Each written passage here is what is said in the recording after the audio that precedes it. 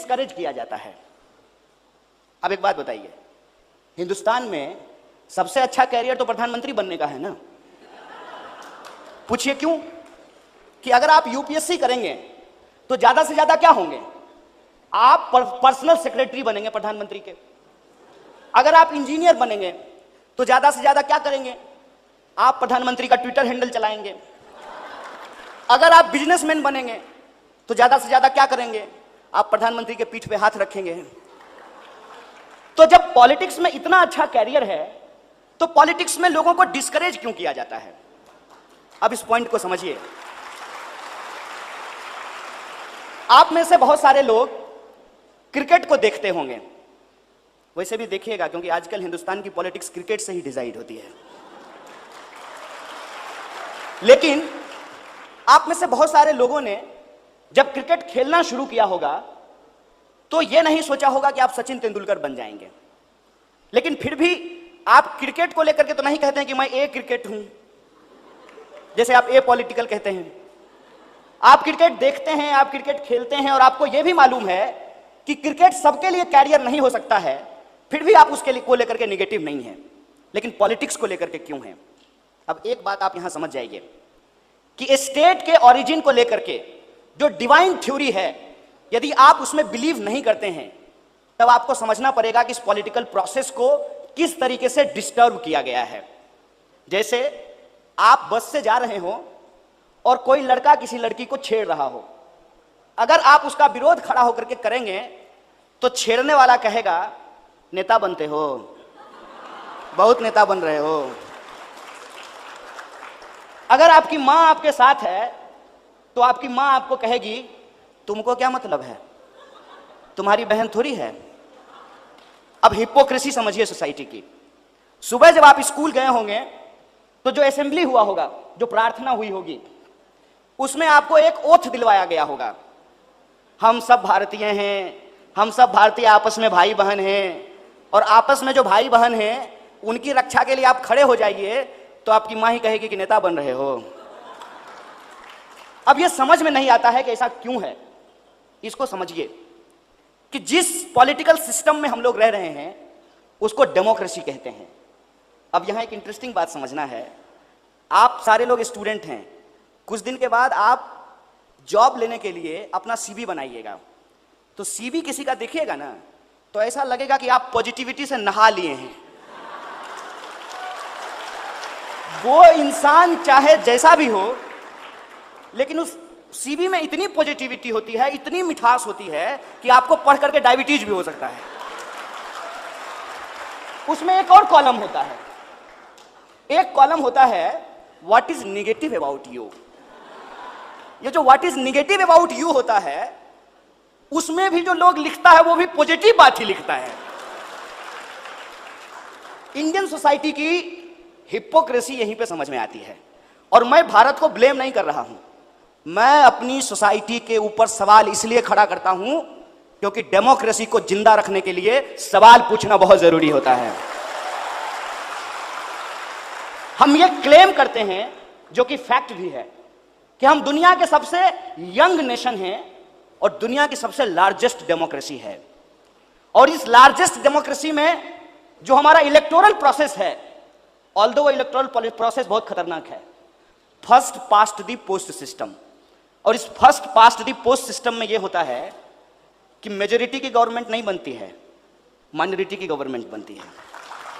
For example, last time का जो general election है आप उसको देख लीजिए। The NDA got 31% vote and there was 69% vote against the NDA. But who is our prime minister? नहीं, नाम ले सकते हैं, कोई दिक्कत नहीं है, वोल्डेमॉर्ट नहीं है, you can take his name. मैं ये कह रहा हूं कि ये जो इलेक्टोरल प्रोसेस है, इस प्रोसेस के अलावे कोई भी डेमोक्रेसी को सोसाइटी के डिफरेंट स्फीयर में समझने के लिए तैयार नहीं है। Democracy is not just about casting your vote. और आप देखेंगे कभी इलेक्शन आया है, रेडियो मिर्ची पे, रेड एफएम पे, एफएम गोल्ड पे, टेलीविजन पे, अखबार में, सब जगह करोड़ों रुपए का बजट बनाया जाएगा इलेक्शन कमीशन के द्वारा। आपको इंकरेज किया जाएगा कि आप वोट दीजिए, आप 5 साल में एक बार वोट दे दीजिए, लेकिन बाकी साल आप पॉलिटिकल मत रहिए, ये आपको समझाया जाएगा। अगर हम किसी को वोट देंगे तो उसको वोट देने का बेसिस क्या होगा? क्या हमको उस पार्टी की आइडियोलॉजी के बारे में बताया जाता है? वो पार्टी यदि सरकार में रही है तो उसने क्या काम किया है उसके बारे में बताया जाता है? क्या इस देश में सबसे इंपॉर्टेंट चीज जो है इलेक्शन का, किसी भी पार्टी का मैनिफेस्टो, उस पर कोई डिस्कशन होता है? और यदि हम सबसे दुनिया के यंगेस्ट नेशन हैं, किसी भी पॉलिटिकल पार्टी के द्वारा आपने कभी यूथ चार्टर या यूथ मैनिफेस्टो प्रोड्यूस करते हुए देखा है? क्यों नहीं देखा है? अब ये इंटरेस्टिंग बात है। आपको मालूम है कि सचिन तेंदुलकर बहुत अच्छा प्लेयर हैं, लेकिन सचिन तेंदुलकर रिटायर हो गए ना, उनकी जगह पे कौन आए हैं? विराट कोहली। विराट कोहली के चचा तो नहीं है सचिन तेंदुलकर, मौसा भी नहीं है, फूफा भी नहीं है। तो क्रिकेट में एक नया आदमी, थोड़ा बहुत लेन देन वहां भी चलता है, इस बात को हम नहीं डिनाई कर रहे हैं, लेकिन फिर भी यदि आप अच्छे क्रिकेटर हैं तो आपको क्रिकेट में एंट्री हो सकती है। सिनेमा में भी, अब देखिए अभिषेक बच्चन अमिताभ बच्चन की तरह हो पाया क्या? नहीं हो पाया ना। उनसे ज्यादा अच्छा एक्टर कौन हो गया? नवाजुद्दीन सिद्दीकी। और नवाजुद्दीन सिद्दीकी जो है, उसके पिताजी सिनेमा में नहीं थे, उसके पिताजी वो बिग बी नहीं थे। अब पॉइंट ये है कि पॉलिटिक्स में आप में से कोई भी यह बात सोच पाता है क्या कि नए लोगों को एंट्री होगी? इसीलिए पॉलिटिक्स एक ऐसा सिस्टम बन गया है जिसमें आप सिर्फ और सिर्फ वोटर हैं, आप पॉलिसी मेकर नहीं हो सकते हैं। और ये जो पॉलिटिक्स का क्राइसिस है, उसको हमको समझना पड़ेगा कि ये क्यों है। ये इसलिए है कि इस पार्टिसिपेटरी डेमोक्रेसी को प्रोसीजरल डेमोक्रेसी में कन्वर्ट कर देने की एक कॉन्स्पिरेसी चल रही है।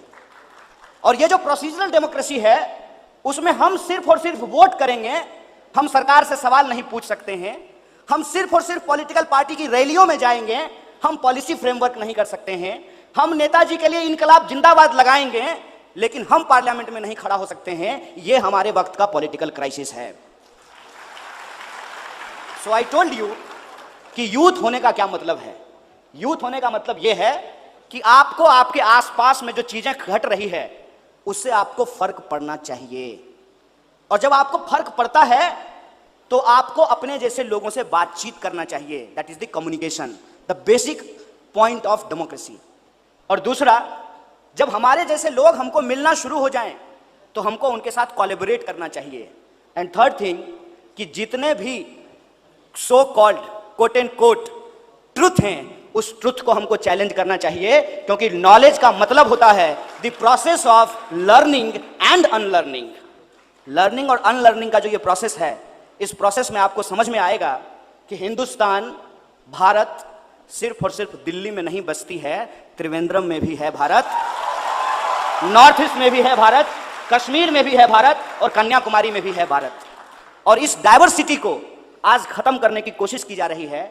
इसीलिए यूथ को पॉलिटिक्स में इसलिए आना नहीं चाहिए कि उनका कैरियर बनेगा, इसलिए आना चाहिए कि पॉलिटिक्स में यदि वो वोट दे सकते हैं तो पॉलिटिक्स में वो सजेशन भी दे सकते हैं, और उनका सजेशन पॉलिटिक्स में सुना जाए, और जो इंटरेस्टेड है पॉलिटिक्स में उनको पॉलिटिक्स में एंट्री दी जाए। इस तरीके का माहौल हमको पैदा करना पड़ेगा। और आज आपके हाथ में जो एक टूल है कम्युनिकेशन का, मोबाइल, उसमें आपको मिस इंफॉर्मेशन को काउंटर करते हुए, सही इंफॉर्मेशन को आगे बढ़ते हुए, इस नेशन बिल्डिंग के प्रोसेस में डाइवर्सिटी को प्रोटेक्ट करते हुए, हिंदुस्तान के फंडामेंटल राइट को प्रोटेक्ट करते हुए, और इस प्रोटेक्ट करने की जो लड़ाई है उसके चलते आपको जेल में भी जाना पड़ सकता है, आपके ऊपर गोली भी चल सकती है, आपको मारा भी जा सकता है। लेकिन आप एक बात को सोचिएगा कि अगर भगत सिंह भी जब अपने कॉलेज में थे तो यही सोचते कि हम अंग्रेज के खिलाफ बोलेंगे तो हम जेल चले जाएंगे, हमको फांसी हो जाएगी, तो भगत सिंह रेवोल्यूशन के लिए नहीं आएगा होते। और हम तो आपसे रेवोल्यूशन का डिमांड भी नहीं कर रहे हैं, हम तो सिर्फ और सिर्फ आपको अपने कॉन्स्टिट्यूशनल राइट को लेकर के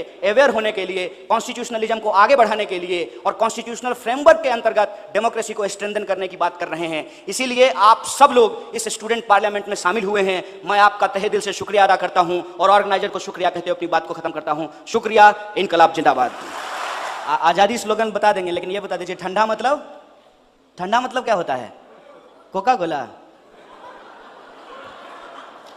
यही है, यही मिस इन्फॉर्मेशन है।